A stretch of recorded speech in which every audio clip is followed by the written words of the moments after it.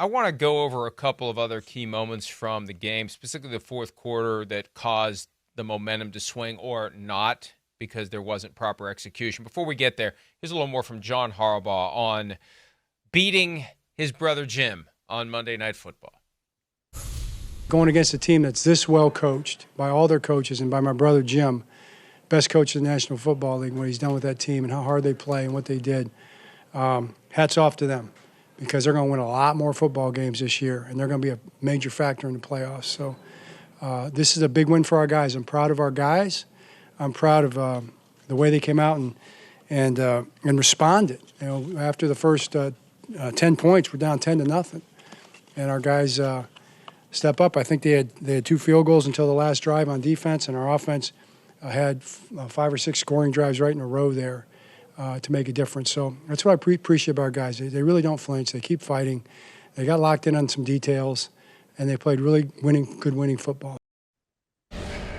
Well, not that I would root against my second favorite team, as Chris Sims accuses me of, but if the Steelers yield the division to the Ravens and the Ravens get high enough that they host a divisional round game, I think this year we have an AFC game on the road if we go on site. Chargers, Ravens, if there's a way that playoff tree works out that we get a rematch, oh boy, that would be something to see Harbaugh versus Harbaugh again. And that's what, Devin, I'm still a little surprised Jim took a job in the AFC because they could cross paths in theory every year in the regular season based upon where they finish in their division. They'll definitely play each other once every 3 years in the regular season. They could play each other every year in the postseason.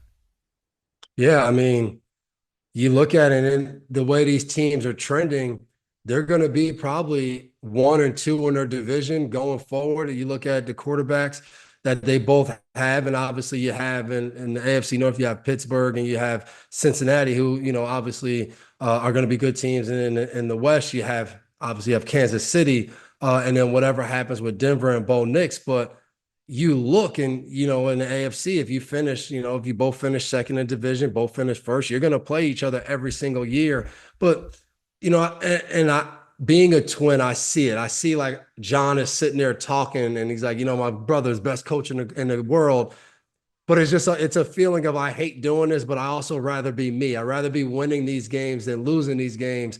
But it would be a treat. I think these two guys, and they said it on the broadcast, I think one of the things that sticks out is just both teams, how well coached they are going into the game, taking advantage of situations, not seeing sloppy football everywhere. And, you know, at one point, Joe Buck said, you know, these Monday night games, we've had to get ready because usually we see a lot of the refs. There's a lot of penalty flags. And last night wasn't that. We didn't have so many big plays being called back time after time. Yeah, there were some penalties, but it felt like you were watching a regular football game with good coaching, good players. And to me, that's what we want. We want in these primetime games or these playoff games, these big matchups, we want to just see good football. Like, yeah, there's going to be a winner and a loser, but how do we get action-packed good football? And I thought last night was good job by both coaches. All coaching staffs, they had to adjust. They had to get to different things. I thought Baltimore's defense did a good job from, you know, getting off the script, the first 15 plays of the game, not letting that impact the rest of the game because the Chargers came out and drove right down the field and it was like, uh-oh, here we go. But I think Baltimore got to the sideline and said, hey, guys, first 15 plays, they're scripted. They did a good job with it. Let's settle down. The game will settle in. We'll see exactly what they're doing. And I thought they adjusted and played well. And I thought offensively for Baltimore, they went to just running the ball. And by the time the Chargers could adjust, it was just too late. The running game got going, and that was the difference in the game. Hi, it's Mike Florio. Thanks for watching PFT on YouTube. Hit subscribe for the latest news and analysis from Pro Football Talk.